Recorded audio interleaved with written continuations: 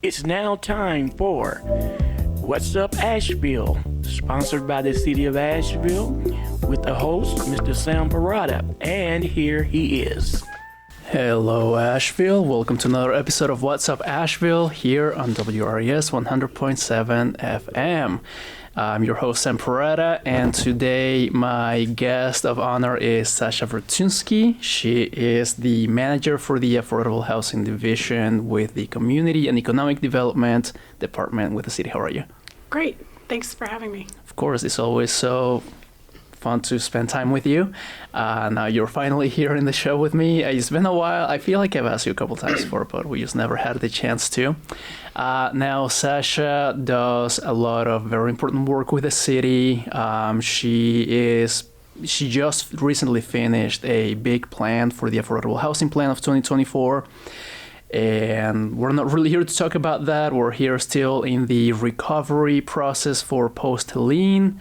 And we're going to be sharing some information on where you can find assistance, what that means, and what will happen in the upcoming months to maybe a year or more of work that we have. But do you want to introduce yourself? What do you do with the city before we get started? Oh, sure. So as Sam said, I work for the City of Asheville in the Community and Economic Development Department.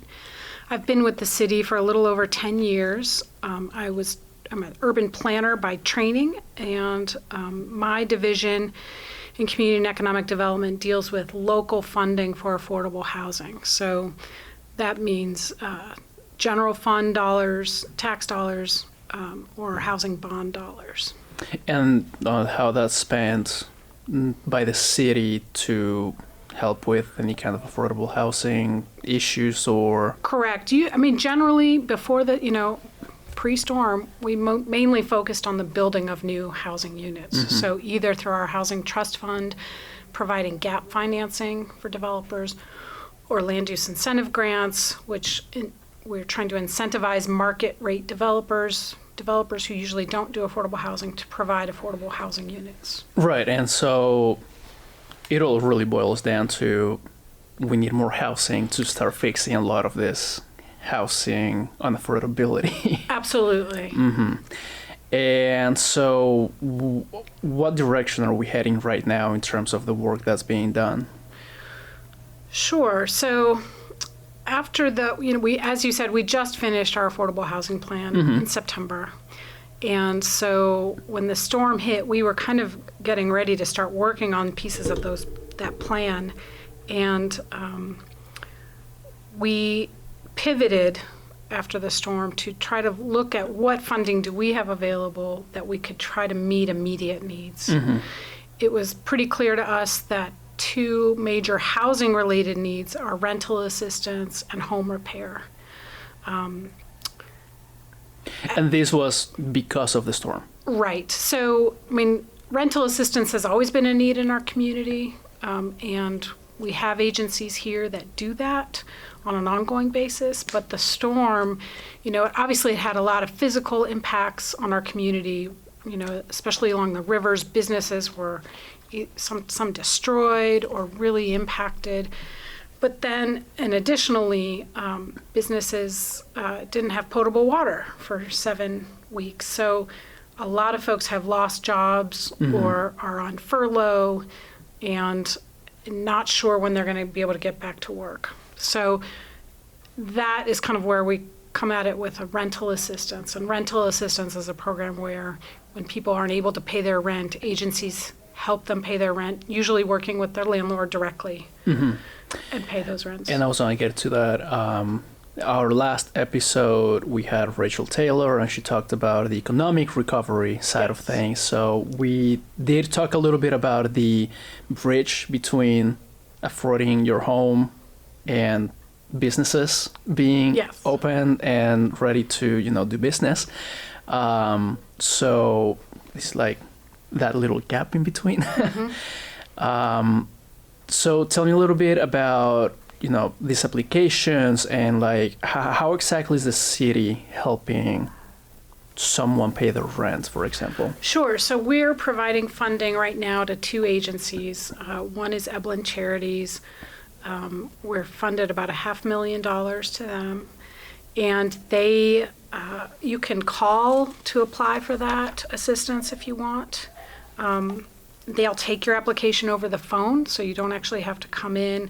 Their phone number is 828-255-3066, or you can visit eblincharities.org/programs. They are helping people with, late rents, but also mortgages. Our money is going directly to rents. We didn't fund the mortgage part, but they do have funding for that.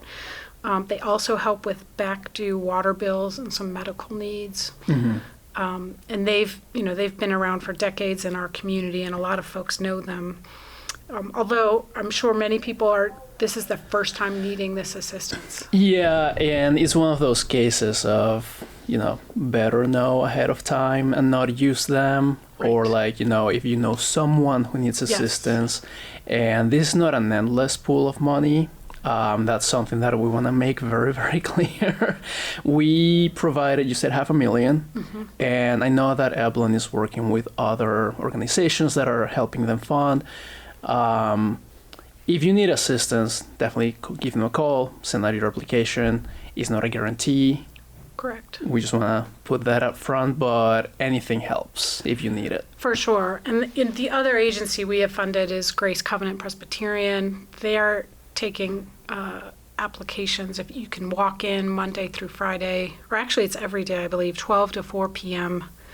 They're at 789 Merriman Avenue. And you fill out a preliminary application. They have Spanish speakers on site. And that's how you start that process. Mm-hmm. And they're for all kinds of rental assistance, or? I believe so. I'm not the expert on everything they're doing. Our money, we funded them at $250,000. Mm-hmm. And I believe Buncombe County also announced that they have funded them at $300,000 as well. So they're helping people both in the city and in the county. Mm-hmm. Yeah. So just, you send the application, you give them all the information that they need. Do you have an idea of how long it takes for the money to make its way to you? I think it really depends. And I think, all of these organizations are working furiously to build their capacity and hire people. It's a huge shift from, what your regular application might be, or number of applications might be pre-storm to now. Mm-hmm. So I know Evelyn has worked really hard to hire additional staff. I would just advise people, if you have an eviction notice, to advocate for yourself and let them know that you have an eviction notice. Mm-hmm.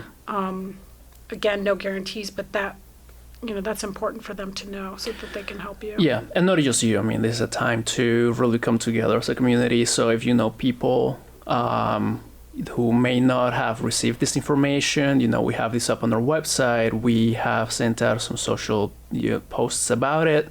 Our city manager, Deborah Campbell, has talked about this a few times in the county briefings, but there's always little gaps in information, and if the gap happens to be able to be fixed by whoever's listening today, mm-hmm. to tell a group of people or someone they know, a family member, a friend, send the application, and hopefully you get assistance. I do want to make that point of the difference that this is funded by the city, but we don't provide the money. So where should people go with questions about the applications and stuff?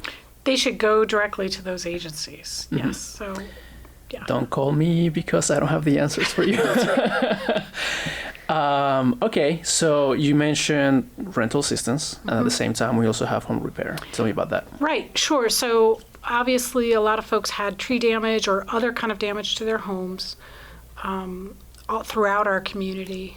And our funding for both of these programs really go to low and moderate income folks. So, and people don't need to worry about that until you actually get to the agency, and they'll advise you on that. But in our community, we're really lucky to have a coalition of home repair organizations. So they've kind of self-organized And Habitat for Humanity is helping with the administration of that coalition. It's called Archer, the Asheville Regional Home Repair. Asheville Regional Coalition of Home Repair Organizations, and that includes Habitat for Humanity, Mountain Housing Opportunities, Community Action Opportunities, Poder Emma, and I believe there may be another organization, joining that coalition as well. So what they do is they have one application portal. You put in your information, and they will follow up with you, and they will figure out which agency is the right agency to help you, and it might be a combination. So maybe one agency does HVAC systems, and they will help you with that, and the other organization might help you with... Like the tree that hit the house. Or walls, or, replacing drywall or something like that, so... I need that in my house, actually. No. Yeah, but, we deal with what we have. Right. So, how much funding went to this group? We set it's still in the process. We're almost there. We set aside $1.465 million for this program, and part of the reason we could do that is we had some funds returned to us that were from the housing bond, and housing bond funds can only go to capital expenditures. Okay. So it has to go to, like, if you think of bricks and mortar kind of thing. Yeah.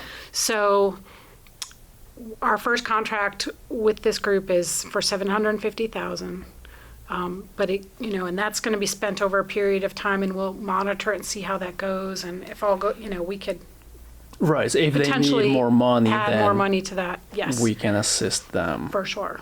And even though the contract has not been finalized yet, they're accepting applications at this point. Yes, they have been accepting, for the last few weeks. And if you go to AshevilleHabitat.org, and you look at their top menu, it's the address is a little long, but I will say it anyway. So it's AshevilleHabitat.org/housing-programs/disaster-repairs. And that will get you to their portal. Yeah. And where you probably could even just Google Asheville Habitat disaster repairs, and you would get to that site. Well, thank you so much. So we have a little bit of money in our pockets to continue funding just in case it's needed. I'm hoping that it won't be, but if it is, then we have that avenue to continue helping. Right. What else can the city do in terms of helping through the process of, assisting people with their housing needs right now?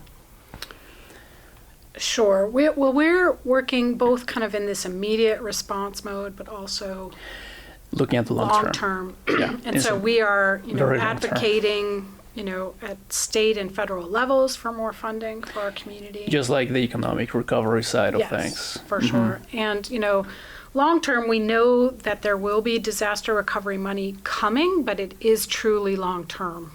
And that depends on Congress and how quickly they allocate that money and how they allocate it.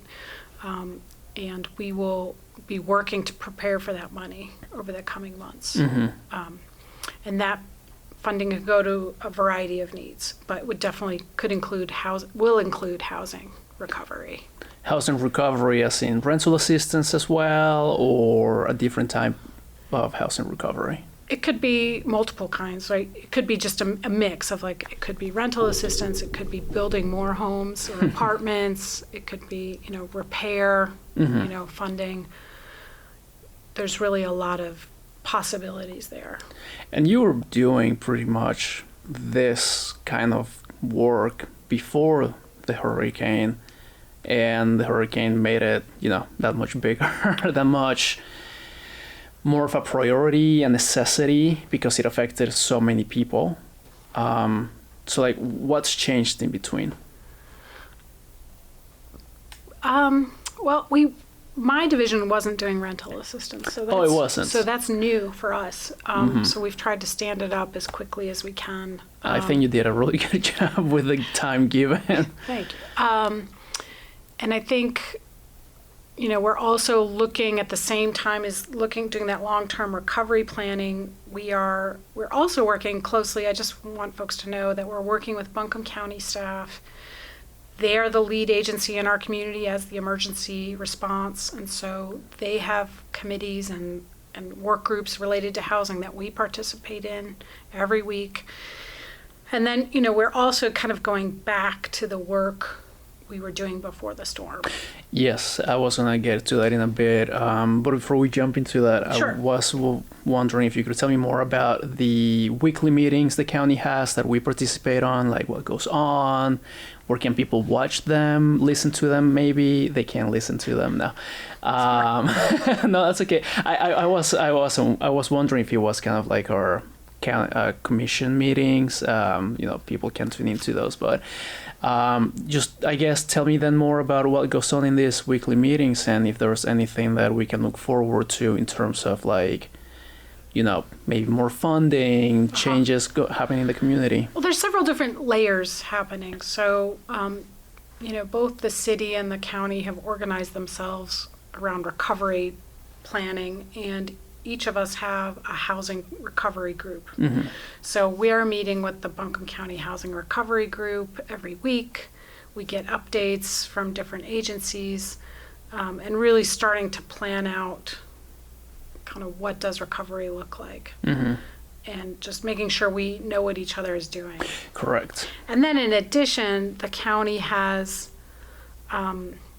spin-offs almost of that group are work groups. So there's a rental assistance work group, there's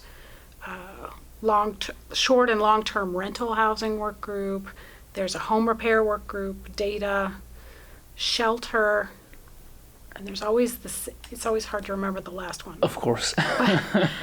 It'll come to me. But and those groups actually involve local agencies. So it's not just staff. It's really Buncombe County staff are leading those meetings, and we have agencies in those meetings, so that there's information sharing, so folks know what each other is doing and kind of identifying problems and how could we, collect the information to let the community know. So I think that will be coming out more, better, more coordinated information on those things.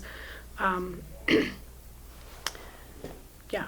So, and then another thing that's happening that's not government-led is a long-term recovery group, which, United Way and Thrive Asheville is helping to get started up. And that is a very widespread recovery. This is a best practice in other disaster places we've learned. FEMA is helping to get that set up, and also the state. And it's a place to coordinate, like for individuals and families. It's a different lane than government work, but we're at the table there too, and making sure we're a part of that. So this still hasn't fully developed? No, there's been 2 big meetings, and there's kind of a move underway to get a steering committee appointed. Right. Committees are going to come up out of that. So how can people keep up with this and learn more about, as city develops? Yeah. Maybe we'll just bring you sure in a yet. few weeks and It's talk coming. about it again. It'll be coming. Probably, not till next year, early next year, January maybe. Okay. But In the meantime, if you do need that assistance, there's a lot of avenues. We don't really talk about the county much in this episode because I don't have the ins and outs of what they do. But if you're listening and you don't know this, the county is like our big brother in some ways. Yes.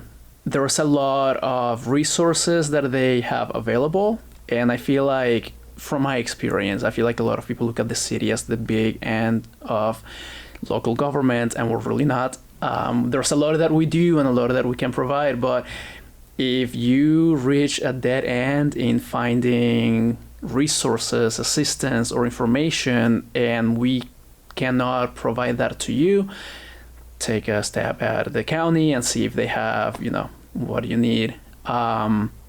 Absolutely. Also because, the county has a Department of Health and Human Services. I was going to bring that up just now. Sorry. Yes. I mean, no, it's fine. It's fine. I was like, I do go to get my checkups at the county building.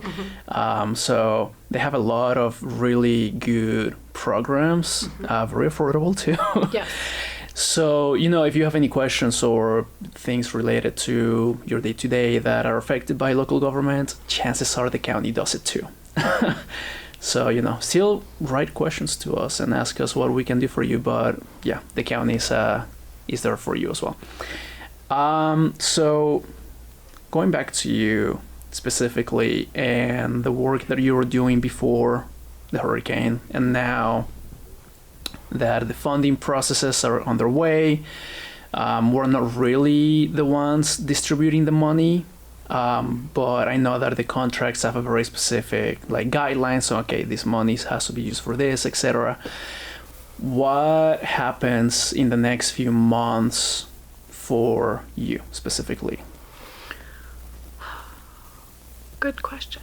I think we're going to start to get back to our other work. Mm-hmm. So what that means is we'll be looking to our housing trust fund to open for applications at some point in the near future. We are a funder of kind of larger affordable housing developments. There's a whole process, I won't get into the weeds, but called tax credit projects.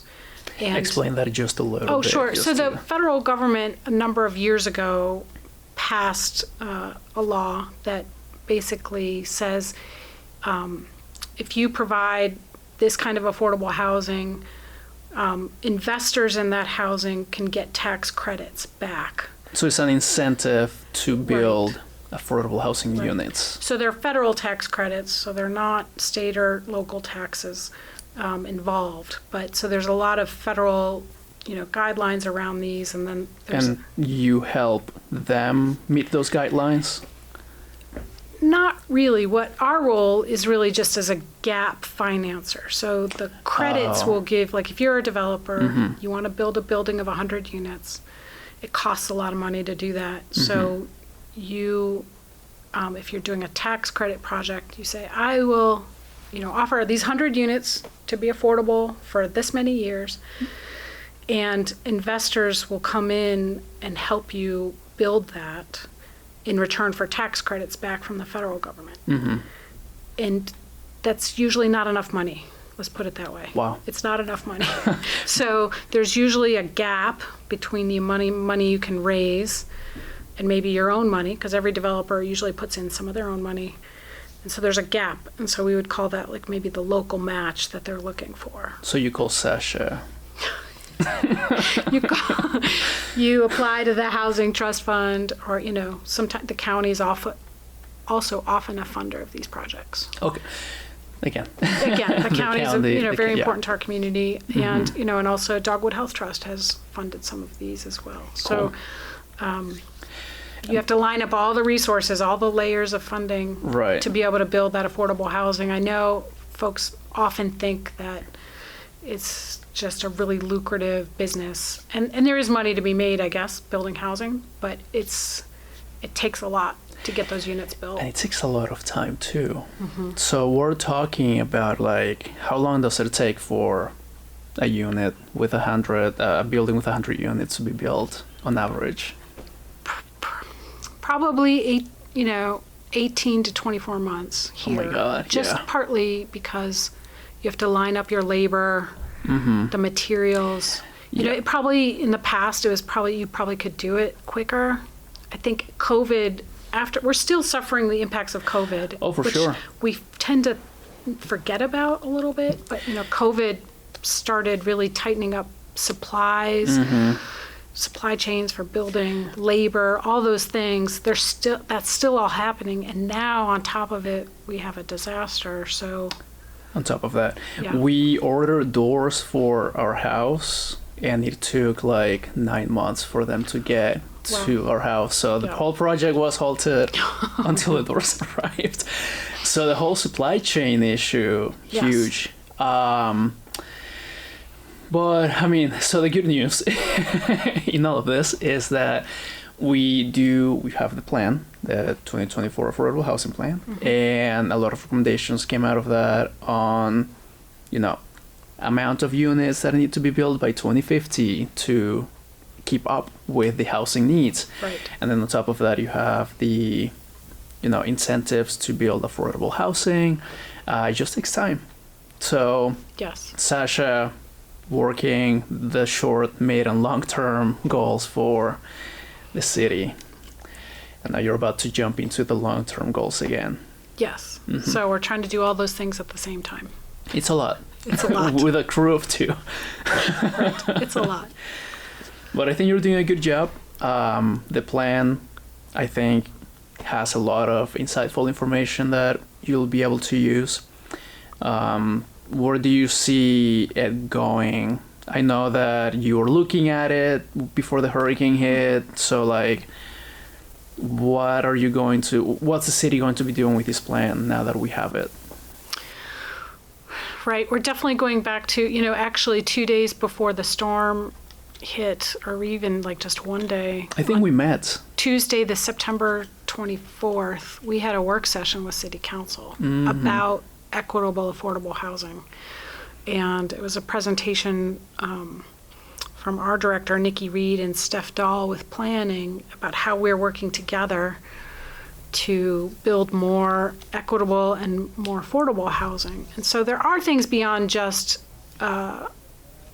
incentivizing affordable housing. We had started a process before the storm of working on a centralized rental registry, which now, of course, we wish we had already up and running. Yeah. But so I think we are going to be getting back to that.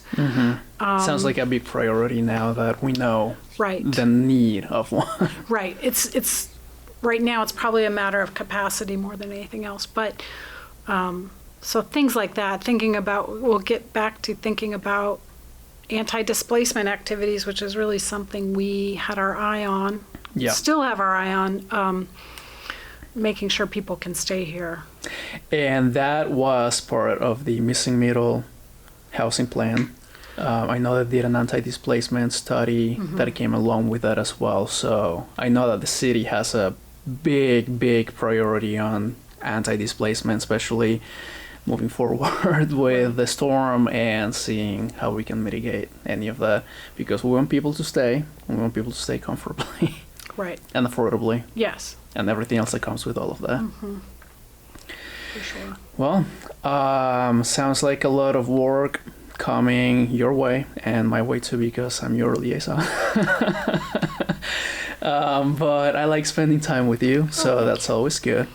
So any last words about, the application processes? I know that, I do want to point this out before I give you the floor to say your final words.